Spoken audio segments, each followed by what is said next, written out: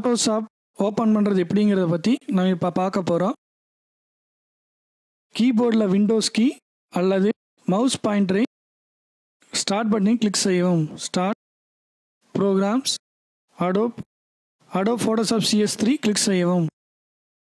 நீங்கள் ஸ்க்ரீனில் பார்க்குறது டிஃபால்ட் ஃபோட்டோஷாப் ஒர்க் ஸ்பேஸ். நம்ம ஃபைல் ஓப்பன் பண்ணிக்கலாம்.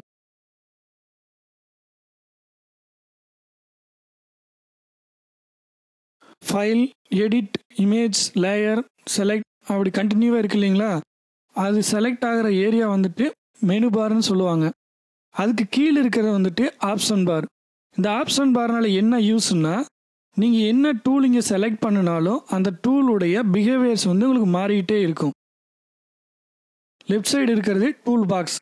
இந்த டூல் பாக்ஸில் நம்ம சிங்கிள் காலம் டூல் பாக்ஸும் வச்சுக்க முடியும், டபுள் காலம் டூல் பாக்ஸாகவும் நம்ம வச்சுக்க முடியும். அதுக்கு கொலாப்ஸ் டு ஐகான் பட்டன் இதை கிளிக் பண்ணிங்கன்னா டபுள் காலம் டூல் பாக்ஸாக கன்வெர்ட் ஆகிக்கும். திரும்ப மறுபடியும் கிளிக் பண்ணிங்கன்னா சிங்கிள் காலம் டூல் பாக்ஸாக கன்வெர்ட் ஆகிக்கும். அதுக்கு பக்கத்தில் SW060.jpg டிஸ்பிளே ஆகுது இல்லைங்களா? அது பேர் வந்து டாக்குமெண்ட் விண்டோ. நம்ம ஒர்க் பண்ணக்கூடிய ஏரியா வந்து இந்த டாக்குமெண்ட் விண்டோ தான். ஐகான் வடிவில் இருக்கு இல்லைங்களா? அதெல்லாம் வந்து என்னென்னா ஒவ்வொரு பேலட்டினுடைய ஐகான் டிஸ்பிளே ஆகிற இடம் தான் இதெல்லாம். இப்போ நீங்கள் இந்த கேரக்டர் அப்படிங்கிற பேலட் வேணும் அப்படின்னு நினச்சிங்கன்னா ஜஸ்ட் இங்கே கிளிக் பண்ணிங்கன்னா அந்த பேலட், இது வந்து பேலட்டுன்னு சொல்லுவாங்க அல்லது பேனல்னு சொல்லுவாங்க. நம்ம ரெண்டும் யூஸ் பண்ணிக்கலாம். இப்போ உங்களுக்கு இது வேணாம்னு நீங்கள் நினச்சிங்கன்னா திரும்ப அந்த கேரக்டரை கிளிக் பண்ணிங்கன்னா ஹைட் ஆகிக்கும்.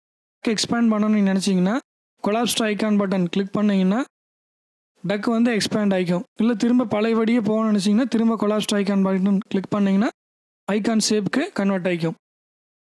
லெஃப்ட் சைடு இருக்கிறது வந்து 3 பேனல் அல்லது 3 பேலட்னு சொல்லுவாங்க.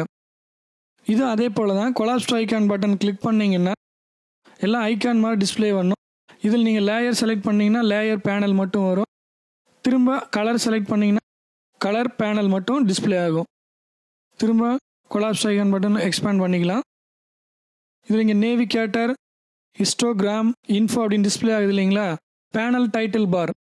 இந்த பேனல் டைட்டில் பார் வந்து நமக்கு 3 இணைப்பு இருக்குல்ல, இல்லை தனியாக எனக்கு ஒரே ஒரு பேனல் மட்டும் வரணும்னு நீங்கள் நினச்சிங்கன்னா ஜஸ்ட் அந்த பேனலில் கிளிக் பண்ணி ஹோல்ட் பண்ணி அப்படியே மவுஸ் பொசிஷனை ட்ராக் பண்ணிங்கன்னா தனியாக இண்டிவிஜுவலாக பேனல் வந்து பிரிஞ்சு வந்துக்கும்.